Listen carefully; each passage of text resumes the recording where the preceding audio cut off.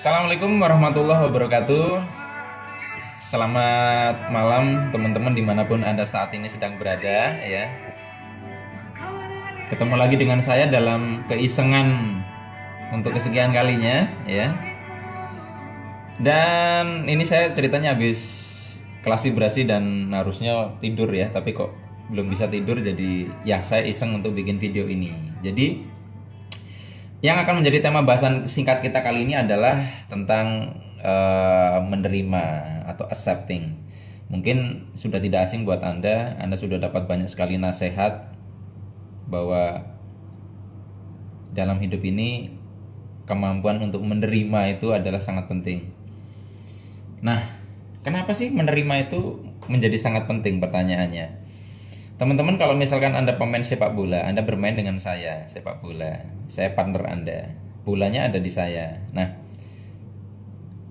saya mau memberikan bola ini ke Anda supaya bola itu bisa Anda kontrol, Anda bisa giring, Anda umpan lambung, Anda tendang, terserah Anda. Syarat pertamanya apa? Supaya Anda bisa punya kontrol atas bola itu.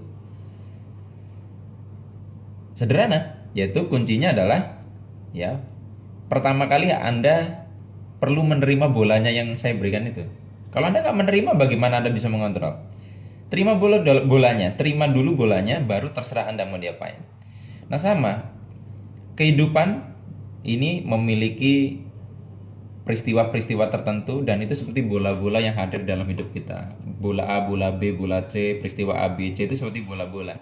Nah, kadang peristiwa itu kadang ada yang mungkin tidak sesuai dengan harapan kita. Dan itu yang membuatkan kita menderita kan, gak ada gap antara kita dengan realita.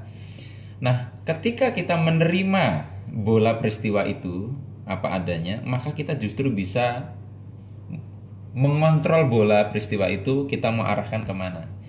Tapi kalau Anda menghindar, lari dari kenyataan, ya tidak mau menerima bolanya, Anda justru menjauhi kesempatan untuk bisa mengontrol bolanya. Dan kemampuan kita menerima ini akan sangat kentara efeknya bagi kita untuk keluar dari penderitaan hidup. Sekarang gini, kalau misalkan Anda berada di sebuah lift, ya, Anda berada di sebuah lift, di situ ada 5 orang, tertutup rapat tentunya ya, ada AC-nya, dan itu perjalanan Anda dari satu lantai ke lantai berikutnya cukup panjang ceritanya.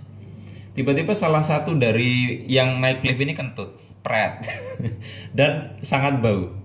Tentunya mulek di situ ya, you know what's the meaning of mulek ya. Di situ aja baunya dan semriwing bau-bau gimana gitu kan. Nah, apa yang biasa orang lakukan ketika peristiwanya begitu? Tentunya kebanyakan orang akan apa? Akan menutup hidungnya, ya, dan mencari-cari siapa pelakunya yang akan menjadi bahan persalahan, gitu toh. Jadi pertanyaannya, apakah ketika Anda seperti itu terus kentutnya hilang? Enggak toh? Enggak hilang. Anda mau tahu solusinya bagaimana supaya bau kentutnya hilang?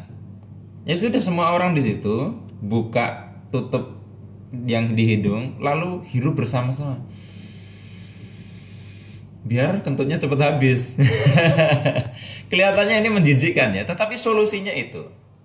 Nah, justru dengan menerima kentut itulah solusinya, bukan deny. Tapi kan kentut Pak, nah ini dia. Coba deh, Anda pernah nggak Anda waktu berada di ruangan sendirian, Anda makan ubi, Anda kentut, pret, bau luar biasa. Tapi sejak Anda kentut sampai kentutnya habis hilang, Anda tidak beranjak sejengkal pun dari tempat Anda berada. Dan nggak ada masalah dengan bau kentut itu Anda hirup toh. Kenapa? Karena Anda menerima bau kentut itu. Nah, ini nyambung dengan pembahasan yang video sebelumnya. Kenapa Anda menerima? Karena merasa kentut itu bagian dari diri Anda. Ya, tapi kalau misalkan orang lain yang kentut, coba pret, mungkin secara kualitas dan objektivitas kadar kentutnya itu lebih bau Anda. Tapi kalau teman Anda yang kentut, itu rasanya lebih bau dibandingkan kentut Anda sendiri. Karena itu Anda tidak menerima itu. Nah, jadi bagi Anda yang saat ini mungkin mengalami sulit untuk menerima, sulit untuk growing up, untuk naik ke tahapan pencapaian yang lebih tinggi, kuatkan pondasi di menerimanya. Karena kalau udah menerimanya kuat, akan naik ke atasnya gampang. Kenapa saya membuat logika seperti ini? Karena saya pernah ketemu orang yang ketika saya berikan motivasi, dia justru malah marah. Karena dia terlalu down banget ketika diberi motivasi. Yakin bro, pasti bisa bro. Apa yang terjadi? Dia malah ngomong, lu ngomong gampang, gak ngerasain jadi gua gitu. Nah, orang yang terlalu down itu bisa menolak nasihat baik. Jadi kalau ada orang yang membenci kalimat bijaksana, alergi dengan kata-kata motivasi, dia lagi down banget itu. Karena saya pernah dulu mengalami keadaan itu. Nah, terus solusinya gimana? Menerima. Ajak orangnya menerima dulu. Jangan dikasih motivasi untuk naik. Terima, sabar, ikhlas, ya, supaya dia bisa menerima kenyataan yang sedang terjadi. Kalau dia sudah bisa menerima, baru kita ajak untuk motivasi yang lebih tinggi. Kuncinya diajak menerima dulu. Iya. Baik teman-teman, hanya itu yang bisa saya bagikan. Toh ini juga cuman iseng ya, cuman curhatan. Sampai ketemu lagi di casingan yang selanjutnya. Semoga bermanfaat. Saya akhiri. Billahi taufik wal hidayah. Wassalamualaikum warahmatullahi wabarakatuh.